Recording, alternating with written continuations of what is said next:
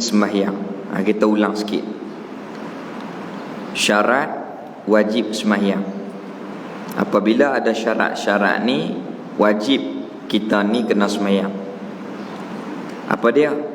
Syarat wajib sembahyang itu ada 5 perkara. Apabila ada 5 ni, wajib solat. Mana dia? Yang pertama, Islam. Apa dia Islam? Yakni terima semua apa perkara yang dibawa oleh Rasul. Kita terima semua. Daripada hukum hakam zahir perbuatan mukallaf. Semayang, puasa, zakat, haji, muamalat, munakahat, jinayat, kita terima. Kata semua tu benar dan menjadi kewajipan ke atas diri kita. Itu Islam. Al-istislam wal-inqiyad. Islam itu terima, patuh, taat. Maka apabila kita Islam, wajib kita solat. Lepas tu orang bukan Islam, dia bukan ahli niat, dia perlu Islam dulu, baru sah. Barulah sah dia tu solat. Baik. Kemudian yang kedua, baligh, cukup umur.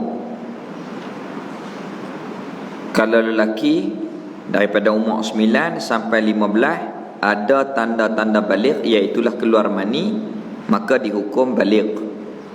Ataupun bagi perempuan, 2 tanda, haid yang pertama, yang kedua ataupun keluar mani. Itu tanda yang kedua. Daripada umur 9 tahun sampai 15 tahun. Tapi kalau umur 15 tahun, dia tak ada tanda-tanda baligh, tetap dinamakan mukallaf kerana had umur dia sampai dah cukup dah 15 tahun. Itu maklum. Keempat, suci daripada haid dan nifas. Kena bagi kering dulu darah, baru mandi wajib, baru solat. Tapi kalau tak kering lagi, kena tunggu dulu. Itu maknanya kita ni kena pastikan suci, yakni berhenti daripada haid dan berhenti daripada nifas. Dah habis dah tempoh haid, baru mandi wajib dan solat. Ini dalam kitab yang panjang-panjang lagi, dia kena cek. Bagi perempuan tu, dia kena cek betul-betul. Takut saat lagi tak kering lagi, dia gaduh nak mandi, sedangkan dalam tempoh tu dia masih dalam haid. Apabila tempoh dalam haid, tak wajib solat. Kalau solat juga, kalau dalam keadaan macam tu, boleh membawa kepada berdosa haram. Kalau tak tahu, tak apa. Itulah sebab kita kena tahu macam mana. Maka di dalam kitab-kitab fiqh, dia suruh kita cek dulu. Buat macam mana? Kalau dulu guna dia tulis dalam kitab perca kain putih. Kalau lah tak payahlah kita guna tisu. Tengok ada tak lagi tanda-tanda. Kalau darah dah tak ada, tak apa, kita boleh mandi. Tapi kalau ada, tak payah lagi. Tak payah lagi. Biar kering dulu, baru kita mandi. Itu keadaan haid pula, sebanyak-banyak 15 hari 15 malam. Sekurang-kurang sehari semalam. Dia kena sehari semalam. Dia keluar sikit, lepas tu sekejap lagi dia keluar sikit pula. Itu keadaan kebiasaan darah adat yang keluar daripada perempuan. Baik. Jadi ni hukum ni wajib belajar. Sama ada suami yang nak beristeri, ataupun orang perempuan tu sendiri, ataupun untuk kita ajar kepada anak-anak perempuan kita, ataupun untuk kita ajar kepada anak-anak perempuan ataupun cucu-cucu perempuan kita. Ini wajib. Habis itu. Kadang-kadang orang kata mengaji apa, kita tua dah bab haid-haid ni. Kalau dah kita tahu, kita untuk anak cucu kita pula. Macam lelaki mengaji buat apa bab haid ni? Kita bukan ada darah haid. Untuk isteri kita, untuk anak-anak perempuan kita. Supaya apabila mereka tanya, kita tahu dah keadaan-keadaan tu. Maknanya sekurang-kurang 24 jam, sebanyak-banyak 15 hari 15 malam. Kebiasaan seminggu lebih. Ada macam tu. Dia ada mai terus. Dia ada mai 2 hari, berhenti 2 hari, mai 2 hari, berhenti 2 hari, ada juga. Maka ketika berhenti itu kering, mandi, mayang. Apabila kering, mandi dan solat. Tu mai pula. Mai pula tak payah solat. Kering pula, mandi solat. Tapi kena cek dulu betul-betul kering baru kita mandi. Gitu. Tunggu sat dulu. Contoh daripada subuh tadi, tak keluar dah darah sampai pukul 9, pukul 10, pukul 11, tunggu dulu sampai bila? Masuk waktu zuhur. Masuk waktu zuhur pun tunggu sat. Dah betul-betul dah tak ada, baru kita mandi. Dan nifas yakni darah yang keluar setelah beranak. Masa beranak tu orang panggil wiladah. Sekurang-kurang darah wiladah selafzah, sekelip mata dia keluar cip sikit tu ya. Itu sekurang-kurang wiladah. Lepas beranak keluar darah, namanya nifas. Sekurang-kurang nifas selafzah, sekelip mata. Sekurang-kurang. Sebanyak-banyak 60 hari 60 malam. Kebiasaan 30 hari 35 hari, kebiasaan nifas. Tapi kalau beranak tu dia mai darah 10 hari ya. Lepas tu dia berhenti 15 hari, mai pula. Lepas berhenti 15 hari, itu mai pula tu tak dikira nifas dah, walaupun tak cukup 60 lagi. Sebab dah berhenti 15 hari 15 malam, masa sekurang-kurang suci bagi perempuan 15 hari. Kalau berhenti 15 hari, tak pernah mai dalam 15 hari, mai pula haid, bukan nifas dah. Tapi kalau mai 5 hari, berhenti 2 hari, mai 5 hari, berhenti 3 hari, mai 5 hari, berhenti 4 hari, dalam 60 hari itu duk mai berhenti itu nifas. Tapi kalau berhenti 15 hari dah, mai pula, bukan dah nifas. Sebab masa sekurang-kurang suci ni 15 hari. Mai pula tu bukan nifas dah. Contoh dia mai 15 hari, lepas tu berhenti 15 hari, tak keluar dah. Lepas tu hak 15 hari hak pertama nifas, hak 15 hari kering tu mai pula. Lepas 15 hari kering tu bukan nifas dah, tu dikira haid. Habis. Kelima, masuk waktu sembahyang. Lagi kot-kot lah. Lepas kuliah ni duk sembang kita ni duk mengaji apa lagi haid nifas. Umur 60 dah, bukan nak beranak dah. Ya, bukan untuk kita, tetapi untuk anak perempuan kita, cucu perempuan kita, menantu perempuan kita. Kalau berlaku, kita boleh dah beza mana yang dikatakan nifas, mana yang dikatakan suci, mana yang dikatakan haid, mana yang dikatakan suci, mana yang dikatakan darah istihadah. Istihadah wajib sembahyang. Haid tak boleh sembahyang, nifas tak boleh sembahyang. Wiladah, istihadah, wajib sembahyang. Istihadah ni macam mana? Bukan haid. Haid sebanyak-banyak 15 hari 15 malam. Ni masteri sebulan. Tentu hak 15 lagi dah. Hak 15 lagi nama apa? Istihadah. Nak tahu lagu mana? Kena tengok ghalib keluar tarikh bila. Lebih pada tu darah penyakit nama dia istihadah. Istihadah wajib sembahyang. Nak sembahyang lagu mana darah ada, maka darah yang keluar tu dimaafkan, tapi ikut syarat. Apabila masuk waktu, kita basuh, suci, kita tampal dengan benda-benda yang boleh menegah darah. Nah, kemudian ambil wuduk, solat dalam keadaan darah keluar, dimaaf oleh kerana uzur. Nah, itu orang panggil istihadah. Tapi satu wuduk untuk satu semayang saja.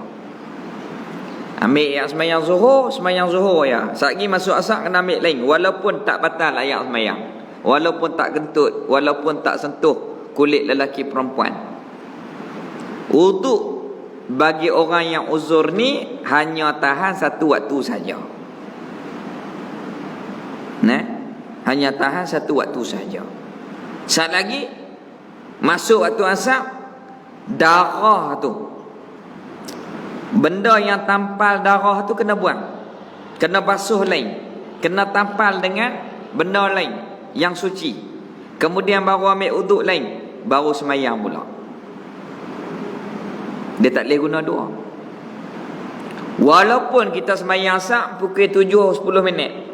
Sebab lagi kita sambung dengan maghrib, sebab nak jaga ni tak mau pagi payah, tak boleh. Dia kena ambil 2 kali uduk.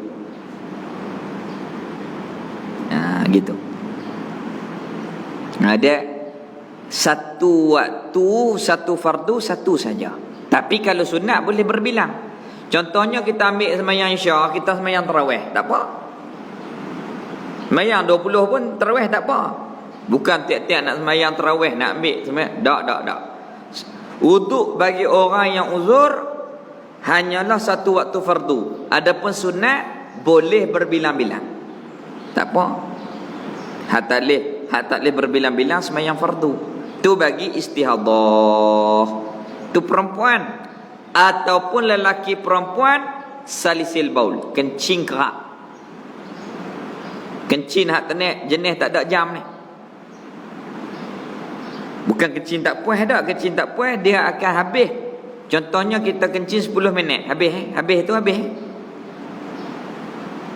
Tapi salisil baul keluar sedia, tak boleh nak kawal, keluar cek sikit saat lagi pula pakai baju keluar cek, saya pula berjalan naik kereta nak main masjid keluar pula cek. Itu orang panggil salisil baul. Salisil baul orang buat macam mana? Macam tu juga. Masuk waktu basuh, kemudian tampal dengan benda yang boleh menyekat najis tu, kemudian ambil uduk, semayang. Dan tak boleh berlengah-lengah, tak boleh nak balik, melainkan kita ni nak tunggu semayang jemaah. Itu tak apa, dimaafkan. Tapi kalau ambil yang semayang duk kona pergi minum ayak kedai kopi dulu, nak main semayang pula, itu tak boleh, tak diizinkan. Kerana uduk orang yang uzur. Kira masuk waktu tu ambil yang semayang terus. Dia tak boleh lama. Gitu. Maka dia tahan untuk satu semayang fardu sahaja. Adapun sunat sah berbilang-bilang. Itu bagi orang yang istihadah perempuan ataupun lelaki perempuan salisil baul ataupun salisil rah, kentut sedia, penyakit kentut sedia. Ni jarang berlaku dah benda ni. Tapi kalau berlaku, dia kentut sedia, nak buat guna. tampal punggung dia. Masuk waktu ambil yang semayang, terus semayang. Walaupun duk keluar angin, duk keluar angin dalam solat, dimaafkan dia oleh kerana uzur. Oleh kerana uzur. Itu semayang. Dia ada hukum dia. Ni kita pergi hospital, semayang tak? Tak. Nak semayang mana darah penuh ni dia tak aksiden, boleh semayang. Darah tu pula ada hukum dia, ada dimaaf, ada yang tak dimaaf. Hak dimaaf macam mana, hak tak dimaaf macam mana. Hak dimaaf sah semayang, boleh. Tapi kena ikut syarat-syarat dia lah. Hak macam mana kata dimaaf, darah tu bukan dengan perbuatan kita.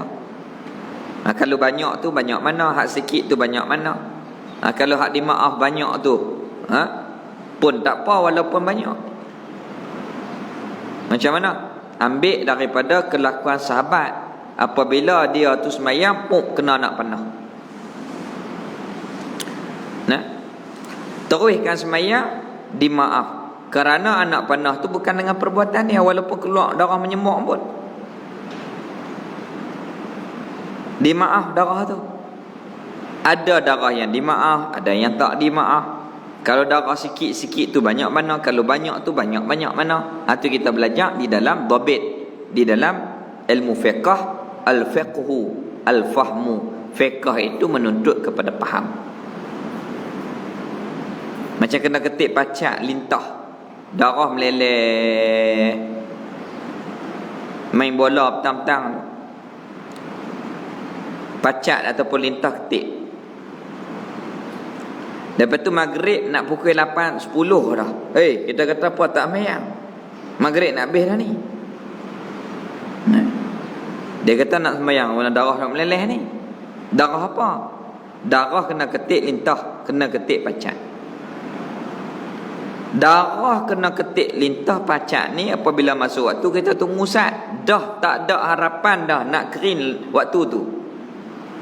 Maka kita ambil tisu ke, kita ambil plaster ke, tampal. Dah kita berwuduk dah, kemudian kita tampal semayang. Walaupun dia keluar, dimaaf kerana bukan perbuatan kita, bukan perbuatan kita. Tapi syarat apabila ambil wuduk tu kita lap, kita basuh, kemudian kita lap darah tu, kita tampal. Darah tu dia tak pindah kot lain, tu tak apa. Begitu juga istihadah. Hak tadi ni, masuk waktu basuh kemaluan kita, hak darah tu. Kemudian tampal. Apabila tampal, maknanya kita menjaga darah tu. Orang panggil tahaffuz, memelihara darah daripada terkena ataupun terkena kepada tempat-tempat lain. Itu orang panggil tahaffuz, memelihara. Lepas tu ambil uduk semayang, walaupun keluar darah, tak apa, kerana kita telah memelihara dengan tampal supaya darah tu tak pergi kot lain. Tapi kalau pindah pergi kot lain, tak dimaaf. Kalau kita tak tampal, tak boleh. Sekali dia kena ke baju, kena ke kain, tu tak boleh. Dia kena tampal dengan benda yang boleh menahan darah tu supaya tak tersebar ke tempat yang lain. Tu kena ada syarat dia. Habis itu. Habis. Kemudian kelima, masuk waktu sembahyang.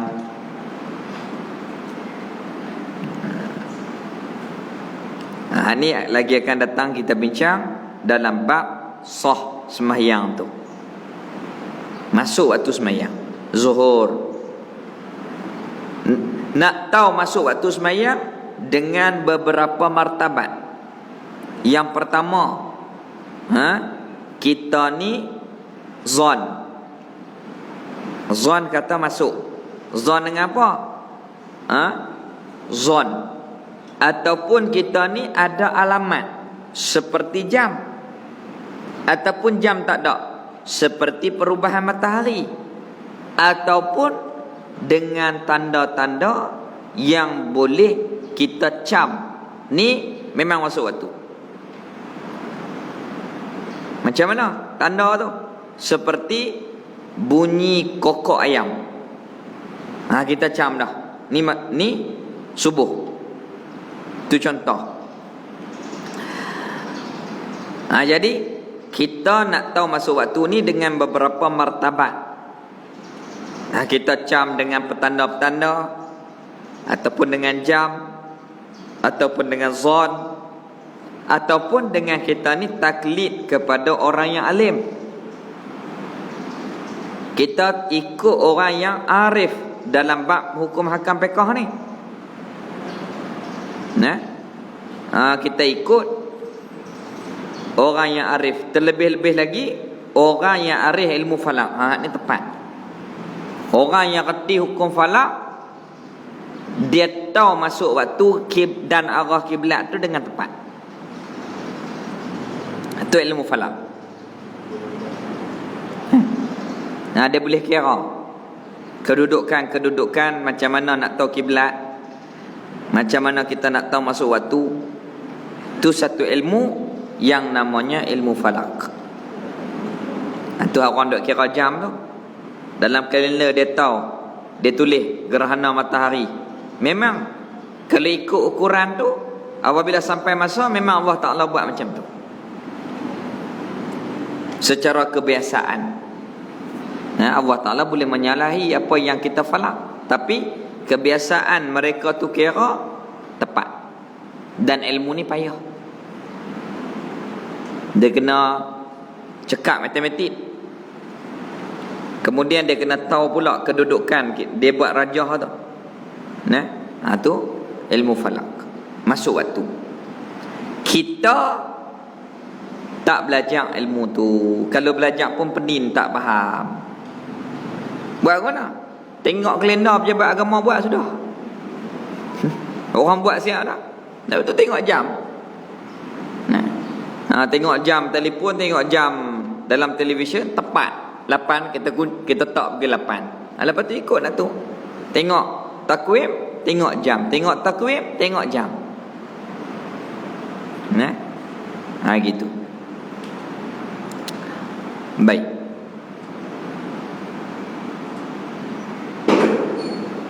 Syahdan.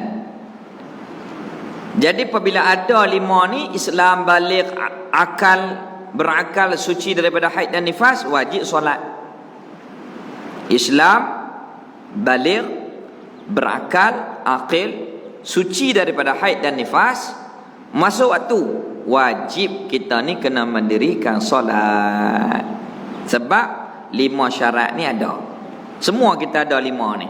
Islam, kita Islam. Baligh, kita dah baligh. Akal, kita semua berakal. Aqil, berakal. Kemudian suci daripada haid dan nifas, masuk waktu sembahyang, wajib kita kena mendirikan sembahyang. Syahdan. Tiada wajib sembahyang ke atas orang-orang kafir. Ni sebuah hukum dunia ni tak wajib kat dia.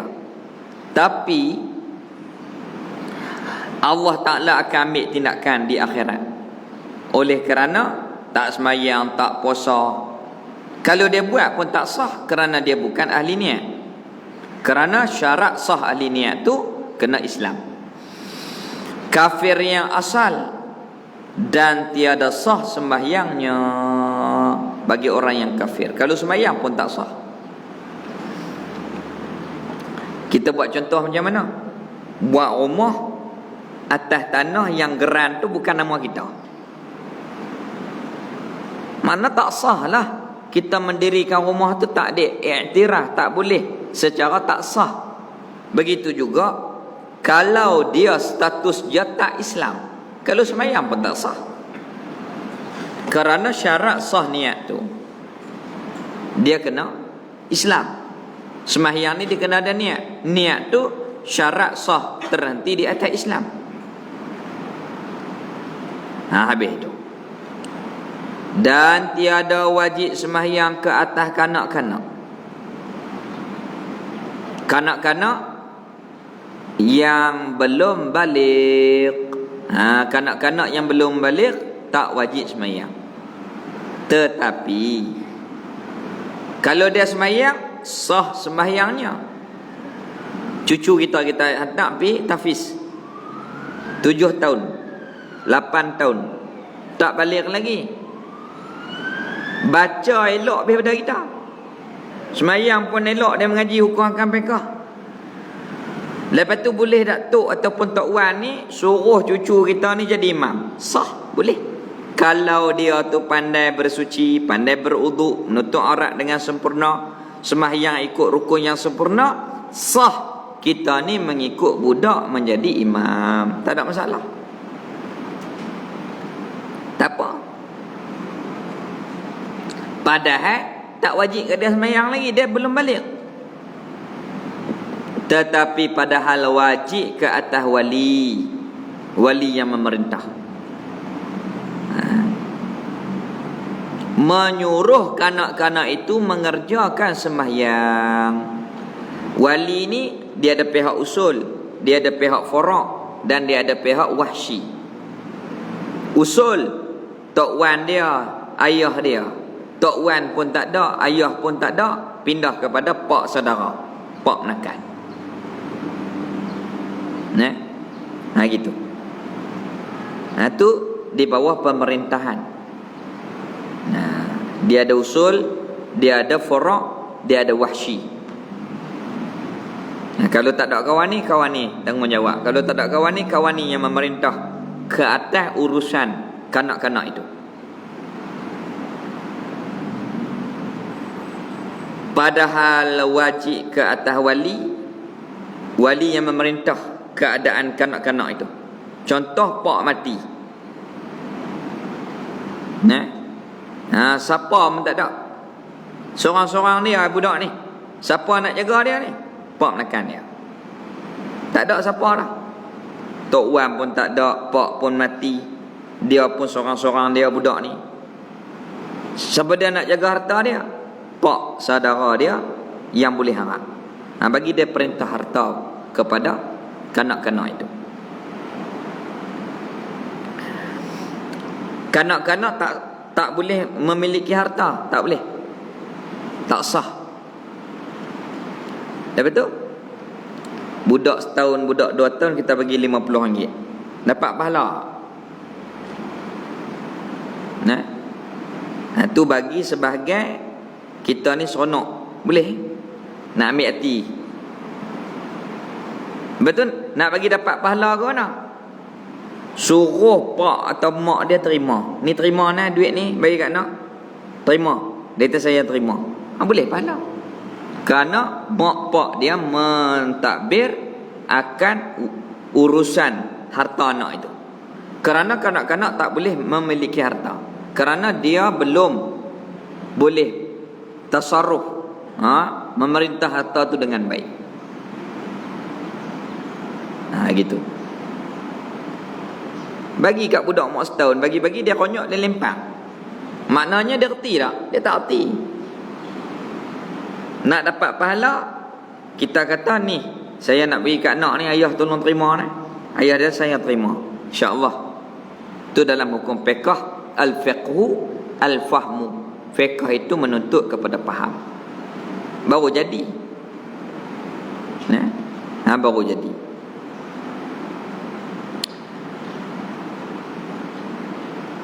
Padahal wajib ke atas wali menyuruh kanak-kanak itu mengerjakan sembahyang. Wajib atas wali ni kena suruh anak sembahyang. Tak kala genap umurnya 7 tahun. Sampai 7 tahun kita kena suruh lah anak kita, cucu kita, cicit kita. Kena suruh sembahyang dengan makna tamrin. Kita melatih anak-anak kita. Itu orang Arab. Tok Saleh kata, dalam kecil, masa dalam buayan tu, apabila masuk waktu subuh, dia gerak anak dia. Dia gerak bagi jaga asal, lepas tu lena balik. Pasal apa? Nak bagi sedar kata ni subuh pada kecil. Itu orang panggil latih tamrin, latihan. Dan hendak dipukul, yakni dengan pengajaran. Bukan nak bagi sakiti dia, pengajaran. dan hendaklah dipukul di rotan akan kanak-kanak itu, yakni pada ketika 10 tahun kerana meninggalkan sembahyang, dan tiada wajib sembahyang ke atas orang gila. Orang gila tak wajib sembahyang. Hak tak wajib sembahyang ni, yang pertama gila, yang kedua belum mumayyiz, dan kanak-kanak yang belum balik.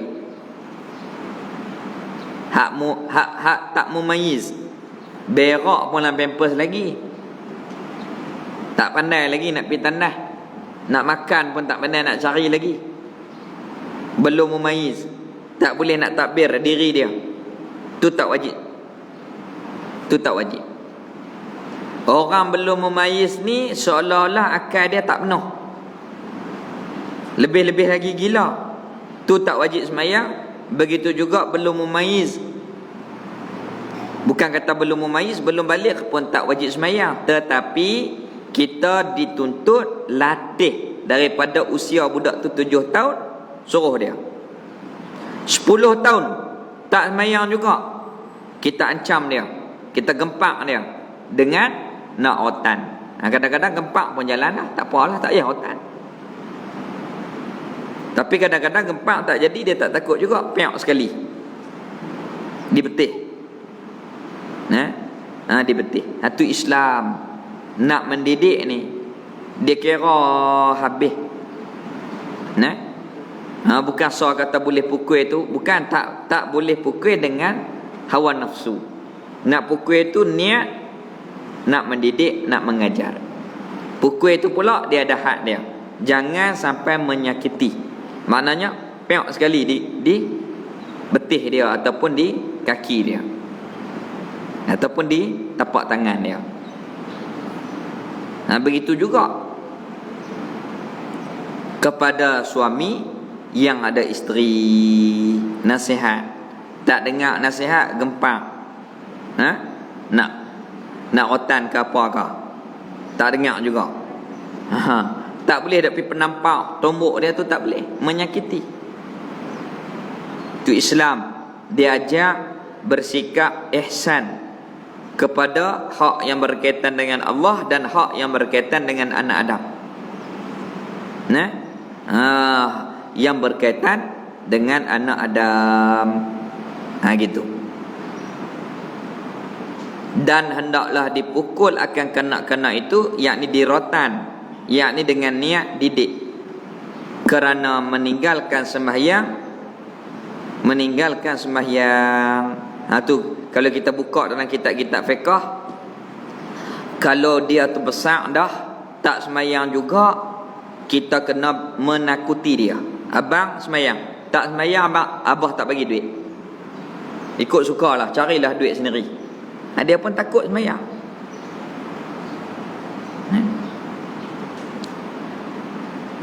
Baik. Lepas tu pula tak sembahyang, tak mau juga. Lagu mana? Kita kena buat perkara-perkara yang boleh dia tu takut, dengan sebab apa yang kita buat tu untuk didik dia, niat untuk mendidik dia.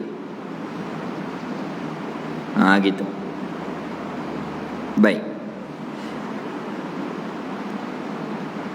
Kemudian syarat sah sembahyang itu. Syarat sah sembahyang itu 7 perkara. Pertama, Islam. Kalau tak Islam tak sah. Kedua, akil, iaitu berakal. Kalau orang gila tak sah. Kanak-kanak pun tak, kanak-kanak belum memayyiz pun tak sah.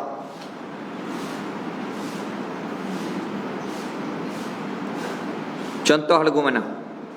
Budak tu 2 tahun pandai baca Fatihah, boleh tak kita suruh dia jadi imam? Tak boleh, kerana dia belum mumayyiz. Kalau hak boleh, yang telah pandai berwuduk, pandai suci najis daripada najis, tu boleh. Umur 7, umur 8, umur 9 tu tak apa. Tapi kalau belum mumayyiz, tak sah walaupun dia baca Fatihah elok, tak boleh. Dia kena berakal. Ketiga, suci daripada hadas kecil dan hadas besar. Apa dia hadas kecil, apa dia hadas besar. Ni faham bagi elok. Hadas kecil, hadas yang duduk di anggota kecil, muka, tangan, kepala dan kaki. Apabila batal wuduk, hadas tu ada di anggota kecil, muka, tangan, kepala dan kaki. Nak bagi hilang hadas, kena berwuduk. Hadas kecil ni. Dan hadas besar, hadas ni duduk di seluruh anggota kita, seluruh tubuh kita. Tu hadas besar. Nak keluar hadas besar ni, nak bagi hilang, kena mandi wajib. Baik, apa dia hadas? Bukan ada apa pun. Hadas amrun i'tibari syar'iyyun. Hadas hanyalah perkara yang dipaham, yang bahasa syarak. Hadas perkara yang dipaham, yang jenis syarak. Tu hadas. Apabila batal wuduk, sama ada kita ni terkentut ataupun tersentuh kulit lelaki dan perempuan yang bukan ajnabi yang sah dinikah, ataupun kita ni tertidur dengan tak tetap papan punggung kita, ataupun hilang akal, batal wuduk. Apabila batal wuduk ada hadas. Apabila hadas, nak sembahyang tak sah, nak tawaf tak boleh, kecuali kita kena buang hadas kecil tu. Buang macam mana? Berwuduk. Nawaitu rafa'an hadasil asghar. Sahaja aku mengangkat akan hadas kecil. Angkat rafa'an ai idzalah. Sahaja aku angkat buang hadas kecil ni. Angkat buang hadas kecil ni daripada anggota kita. Apa dia hadas? Bukan ada apa, faham ya. Tu maknanya hadas, benda yang dipaham, yang jenis syarak. Tu hadas. Benda yang kita faham, yang jenis syarak. Maknanya kita angkat buang. Apabila batal wuduk ada hadas, nak semayang kena angkat hadas tu buang. Nak buang lagu mana? Berwuduk. Tu hadas kecil. Kena ikut pula. Berwuduk tu nak sah lagu mana? Kena guna ayat mutlak. Ayat mustakmal tak boleh. Ayat mutanajis tak boleh. Nah, dia kena guna ayat mutlak, semata-mata air mutlak. Ayat mutlak tu banyaklah. Ayat hujan, ayat laut, ayat perigi, ayat salji, ayat embun. Tu mutlak lah. Ayat yang semula jadi memang jenis macam tu. Dia tak boleh guna ayat yang ada kait. Ayat teh, ayat nyok, ayat kopi, tak boleh. Dia ada kait. Ayat gula, ayat mawar, semua tak boleh.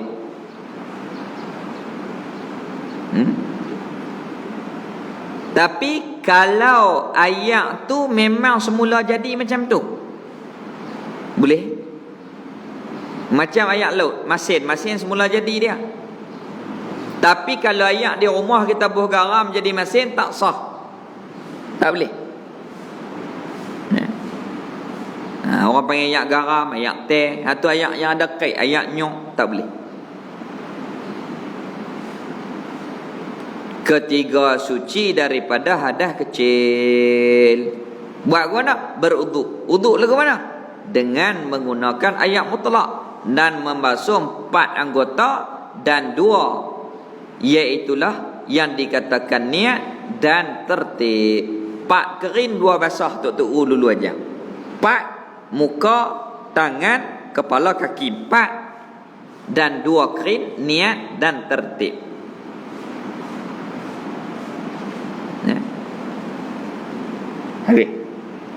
Berwuduk dengan ayat mutlak. Ni pakai makeup, bedak di muka, kemudian basuh. Kali pertama tu niat, tak sah. Tu orang panggil ayat bedak, bukan ayat mutlak. Ayat yang campur dengan ayat bedak.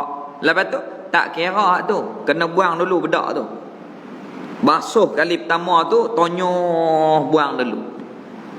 Barulah kita ni basuh pula niat berwuduk. Sebab guna ayat mutlak. Tu perkara mudah-mudah, tapi kadang-kadang silap. Apabila silap, bahaya. Begitu juga niat. An-niyatu qasdu syai' muqtarinan bi fi'li. Niat itu disertai mau, qasad dan dengan perbuatan sekali. Itu orang panggil niat. Niat ketika wuduk ni ketika basuh muka tu baru niat. Sebelum kena ayak di muka tak boleh niat lagi. Kerana takrif niat qasdu syai', mau sesuatu, muqtarinan bi fi'li disertai dengan perbuatan. Kena serta dengan perbuatan. Niat semayang dalam takbir, sama-sama takbir itu dalam hati niat. Berwuduk apabila ayak kena muka barulah hadir hati kita dengan niat. Kecuali puasa. Puasa yang boleh niat wai. Niat malam masuk waktu ketika fajar. Ni tak masuk waktu subuh lagi kita niat wai. Tak apa, hak tu dimaaf kerana nak jaga payah. Iza daqa ittasa'a, apabila sempit luah. Tu kaedah fiqh. Tapi kalau tak sempit tak boleh nak buat luah. Kena ikut tata tertib dia dalam ibadah. Dalam ibadah kena ikut tata tertib dia. Ketiga suci daripada hadas kecil, yakni duduk di anggota kecil, nak buang kena berwuduk, dan hadas besar. Hadas besar. Baik, hadas kecil ni kalau kita mandi di dalam sungai ataupun dalam kolam yang luas, yang banyak air dia, kita nak buat ke mana? Kita nak niat tu bila? Ketika muka kita tu terkena air, baru niat. Kalau kita terjun kot kaki tak boleh niat lagi, sebab berwuduk. Kalau kita terjun kot muka, sama-sama kena ayak di muka tu, niat sah. Tapi kalau terjun kot kaki, niat dah tak boleh. Dia kena niat ketika ayak tu kena di muka. Berbeza dengan mandi wajib. Kalau kita terjun kot kaki pun niat, boleh dah. Kerana mandi wajib tidak ada tertib basuhan tu, kok mana dulu pun tak apa. Ayak kena di kaki tu terus kita niat. Mandi wajib sah. Tapi kalau berwuduk mesti kena di muka dulu baru niat berwuduk. Ayak itu syarat dia. Dan hadas besar. Hadas besar ni kena mandi wajib. Mandi wajib tu kerana beberapa perkara. Yang pertama junub, jima di antara suami dan isteri, wajib mandi. Hak tu kita tahu. Nah. Kemudian yang kedua, mati. Wajib orang hidup mandi orang mati, kecuali mati syahid. Mati syahid yakni mati di medan perang kerana nak mempertahankan agama Islam. Kafir bunuh dia, tak payah mandi, terus kita tak payah mandikan dia. Kerana apa? Kerana syahid. Lepas tu apa dia lagi? Sebab kering daripada haid, nifas, wajib mandi. Tu di antara benda-benda yang wajib kena mandi wajib. Di antaranya junub, berhenti daripada haid, nifas, mati selain kecuali mati syahid. Orang mati kita kena mandi dia. Orang hidup wajib mandi. Kalau tak mandi semua berdosa. Kecuali darurah, macam mati tsunami tu. Tak ada siapa nak urus dah. Nah, tu lain masalah. Ataupun dalam keadaan COVID ni. Dalam keadaan COVID ni pun dibahas oleh ulama-ulama tentang tata cara ke bumi dia tu, macam mana nak ikut syariat agama. Dia ada cara-cara dia. Nah, gitu. Baik. Keempat, suci daripada najis pada badan, pakaian dan tempat. Satu lagi kita berhenti. Keempat, syarat sah sembahyang. Yang pertama Islam, kedua berakal, ketiga suci daripada hadas kecil dan hadas besar. Baik. Kalau tak ada yang tayamum dengan tanah, debu tanah, Pi ambil tanah kering mana-mana tumbuk. Tanah tu tanah suci, kita yakin. Zon kata suci. Maknanya kita ambil tanah atas-atas sikit, tumbuk. Lepas tu kita ni bedak. Ambil sikit buah atas-atas tu, sikit ya, bukan banyak. Syarat ya. Tak tangan tu tayamum. Tayamum kerana menggantikan, oleh kerana tak ada ayak. Yang pertama. Yang kedua, oleh kerana ada ayak tapi uzur, tak boleh kena ayak. Doktor kata kalau kena ayak tak lega penyakit ni. Doktor yang kita boleh percaya, maknanya Islam yang amanah.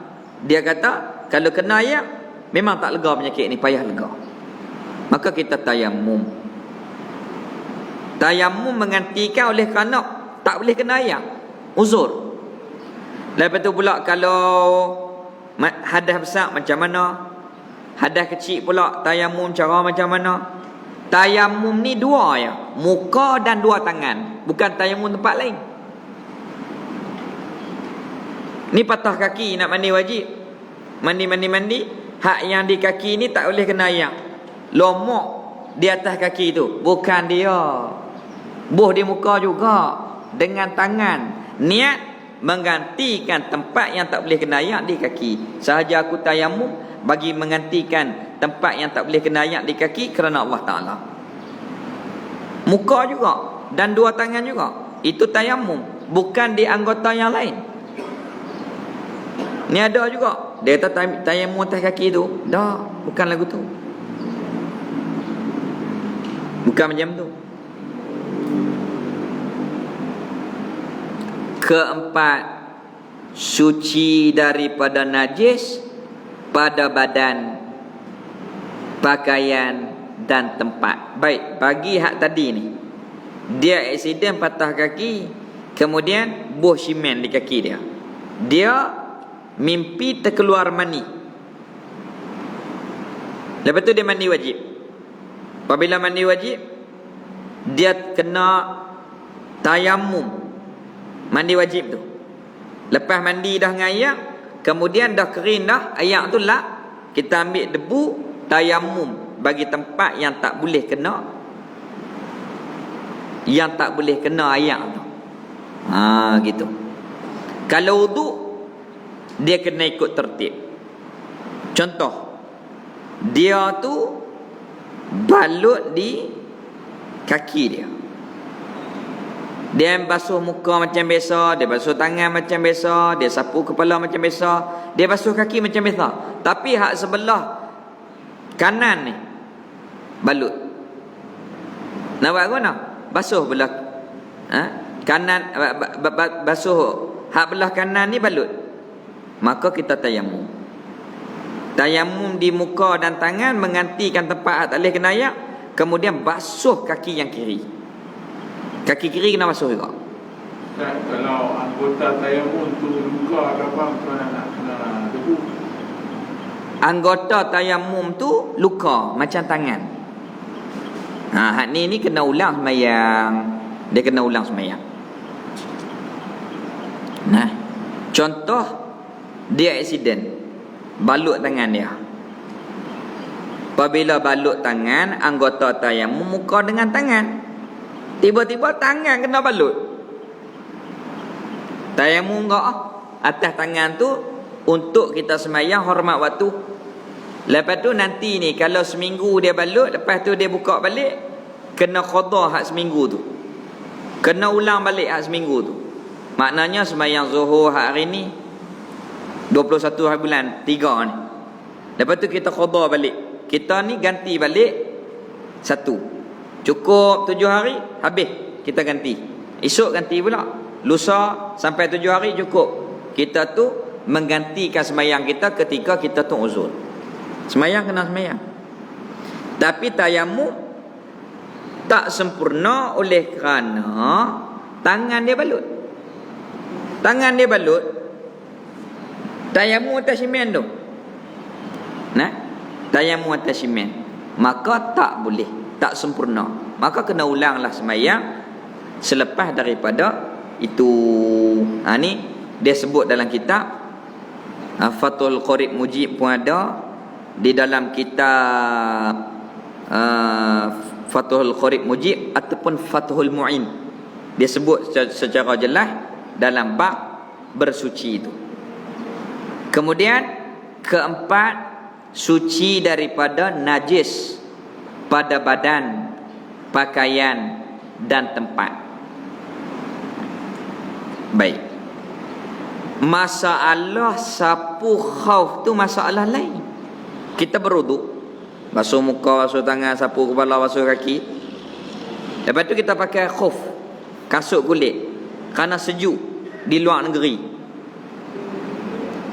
Syarat nak sapu tu dia kena ada wuduk dulu baru pakai.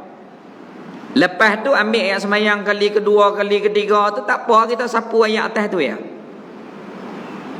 Nah, tak payah kena di kulit kaki kita. Itu masalah khauf lain.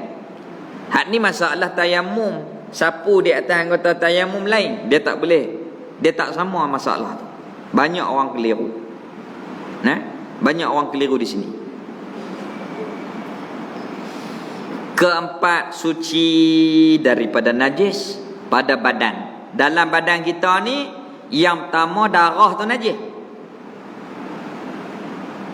kena bagi suci, tak boleh ada di badan kita kecuali dalam keadaan uzur, aksiden, dah berdarah, nak buat lagu mana, terantuk, berdarah, kena pisau, berdarah, tu kena ada syarat-syarat dia. Maknanya kita basuh dulu, kemudian kita balut. Semayang lah, semayang. Jadi kalau balut walaupun sikit sekalipun dia anggota wuduk, kalau tak kena ayak, kena tayamum juga. Tayamum juga. Lepas tu kalau boleh buang, kita buang, ambil wuduk. Lepas tu doktor kata kalau duk buang lagu ni tak lega, payah lega. Maka tu ujian bagi kita untuk taat. Sabar, redha dengan ketentuan Allah Ta'ala, insya-Allah ada kebaikan dia, kita taat juga. Buat juga sekadar kita mampu. Fattaqullah mastata'tum, takutlah kamu kepada Allah sekuasa semampu kamu. Tu ujian kita. Allah Ta'ala nak ampun dosa kita, nak angkat darjat kita. Sabar dalam taat. Sabar ni 3 pahala lebih. Yang pertama, sabar menahan diri daripada melakukan kemaksiatan. Sabar, jangan buat maksiat, jangan minum arak, jangan berzina, jangan mencuri. Sabar, tahan nafsu kita, boleh pahala banyak. Yang kedua, sabar melakukan taat. Ni hidup sila sejam ni, sabar, maknanya insya-Allah Allah Ta'ala akan balas pahala yang banyak kepada kita. Dan yang keempat, sabar di atas bala ujian Allah Ta'ala kepada kita. Itu semua pahala lebih. Kemudian keempat, suci daripada najis pada badan. Dalam badan kita darah kalau keluar najis. Yang kedua, najis kencing, berak, tu najis. Benda yang keluar daripada kemaluan depan dan belakang, khubul ataupun dubur, najis hukum dia dan batal wudu. Semua najis yang keluar daripada kemaluan depan dan belakang, najis hukum dia. Dan di dalam badan kita ni ada beberapa jenis ayak. Ada yang suci seperti mani, dan ada yang najis seperti ayak kencing, ayak wadi dan ayak madhi. Ni najis. Ayak kencing tahu dah, kalau kencing wajib kita kena basuh dengan menggunakan ayak mutlak. Yang kedua wadi, dan yang ketiga madhi. Tu najis. Tu najis. Macam mana madhi, macam mana wadi. Wadi ayak yang keluar kot kemaluan depan ketika kita ni letih buat kerja berat. angkat kayu ke, angkat barang berat ke, buat kerja berat, keluar air di kemaluan depan pekat berlendir, namanya wadi. Madhi keluar kok kemaluan depan ketika hak nafsu kita tu naik. Sebelum keluar mani, dia keluar madhi. Madhi itu najis. Kena pakaian, kena basuh, tak boleh bawa dalam solat. Kalau kena spender, tak boleh pakai dah. Spender tu kena basuh dulu. Kalau kena di paha, kena basuh dengan menggunakan air mutlak, kena siram. Tonyoh, siram buang, baru boleh kita ni solat. Kalau tak, tidak sah sembahyang. Kerana syarat sah sembahyang suci badan daripada najis yang tak dimaaf. Yang pertama kencing, yang kedua madhi, yang ketiga wadi. Itu kita kena cermat.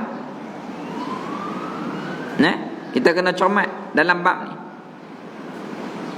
Madhi lagu mana, wadi ketika letih, ketika buat kerja berat. Adapun mani tak najis, tetapi kalau mani bercampur dengan madhi, najis juga. Najis juga. Mani hak bersih ni mani mimpi ya. Adapun bagi suami isteri, mani tentu dia campur dengan mazi dulu. Sebelum keluar mani, keluar mazi, itu najis. Hak suci ni semata-mata mani yang tak bercampur dengan mazi. Tapi kalau mazi, kena basuh pakaian kita tu secara menyucikan daripada najis. Maknanya kena siram air mutlak, kena cerok dengan siram dengan air mutlak. Itu mazi ataupun wadi. Kain kita tu kena tonyoh dulu, buang ain dia, kemudian cerok dengan air mutlak. Itu kita kena ambil kira. Pakaian kita, cara basuh najis tu, kalau kena darah macam mana nak basuh, kena madhi, kena wadi, kena air kencing,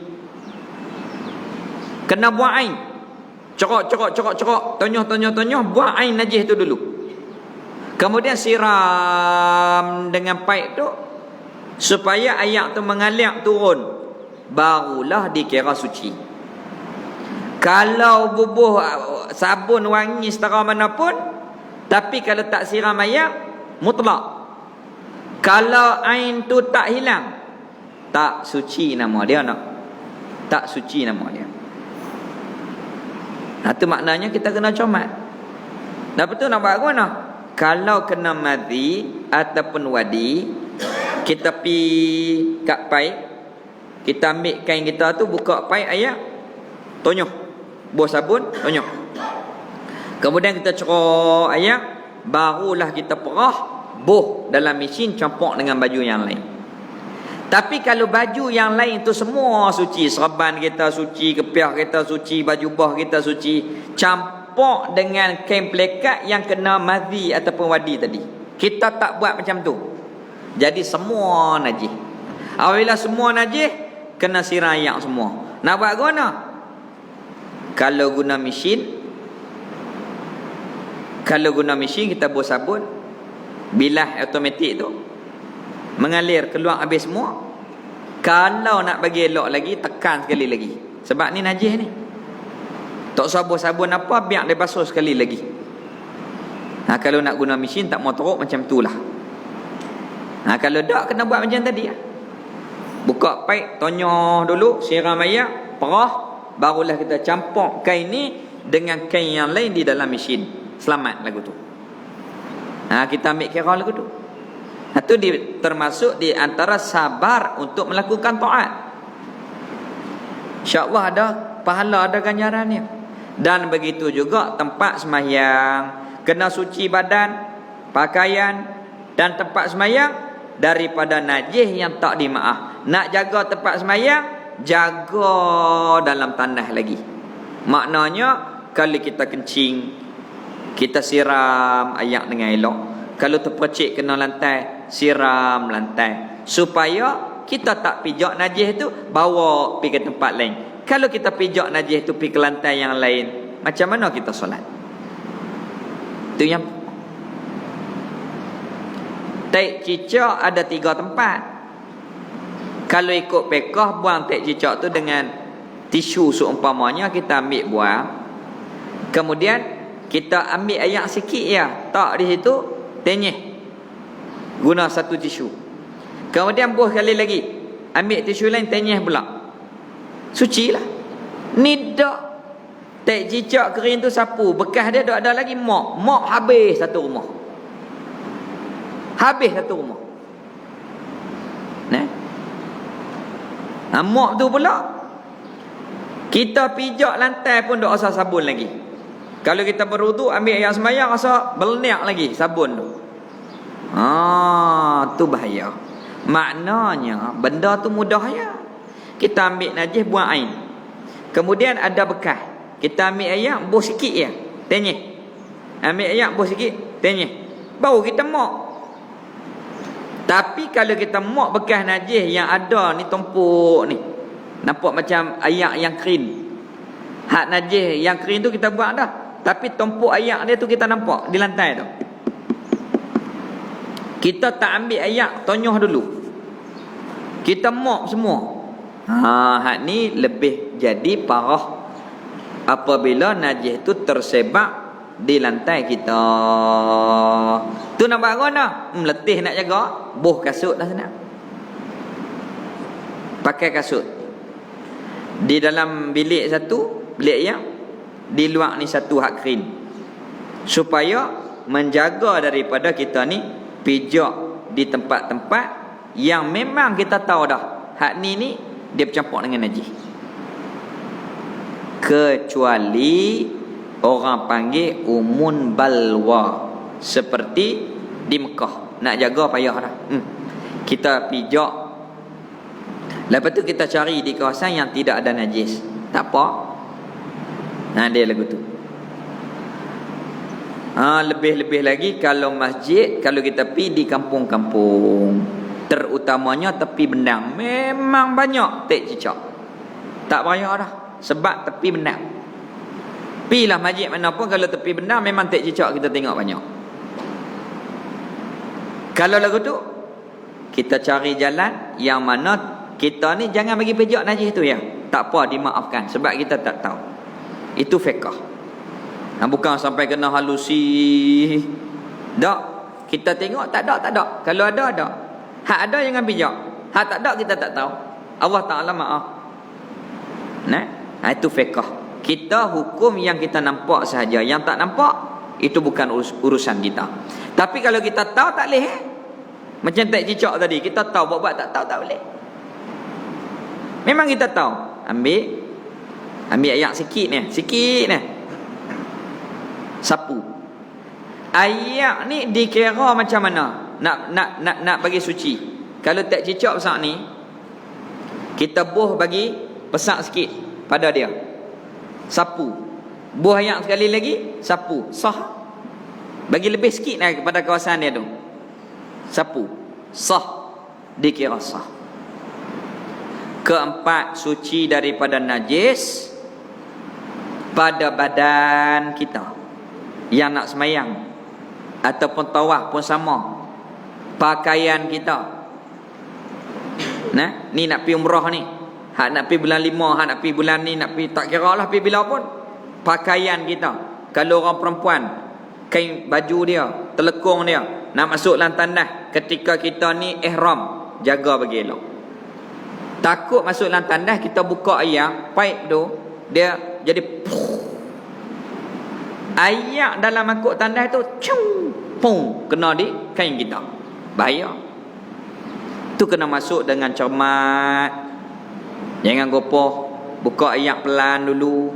Kain ihram kita ni, jaga bagi elok, gantung bagi elok, supaya tak terkena najis itu. Tu kita kena jaga. Tu Tok Isaleh kata nak buat umrah, nak buat haji ni kena dengan ilmu. Takut kita pi nak buat balik pahala, tak jadi buat balik pahala, boleh bala. Pasal apa? Dalam bab kecil-kecil macam ni. Terutamanya nak kena suci badan, pakaian daripada najis yang tak dimaaf. Kita kena jaga. Dan tempat, yakni tempat kita semayang tu, sejadah kita, lantai rumah kita, nah, itu kita kena jaga. Nah, kalau payah sangat nak jaga, kita pergi beli kasut selipar tu yang kering satu, kita nak guna di luar kawasan daripada bilik mandi kita tu. Kita boleh guna satu kasut yang khas, yang kering, yang kita tak basahkan kasut tu, untuk kita ni menjaga badan kita ni daripada najis, supaya kita menjaga tempat semayang kita itu. Tok Isaleh memang dia lagu tu di rumah. Memang lagu tu. Dan daripada sudut kesihatan pun elok. Sebab kita tak pijak lantai simen ni. Tu sudut kesihatan. Habis itu. Kita berhenti di sini. Kelima, yakin ataupun zon masuk waktu. Kita berhenti di sini. Wallahu subhanahu wa ta'ala a'lam. Bismillahirrahmanirrahim. Alhamdulillah. Wassalatu wassalamu ala Rasulillah wa ala alihi wa sahbihi ajma'in. Alhamdulillah ala ni'matil iman wal islam, wa huma min azamin ni'am, wa kafa bihima min ni'mah. Raditu billahi rabban wa bil islami dina, wa bi Muhammadin nabiyyan wa rasula. Rabbana atina fid dunya hasanah wa fil akhirati hasanah wa qina adzaban nar. Wa sallallahu ala sayyidina Muhammad walhamdulillahi rabbil alamin.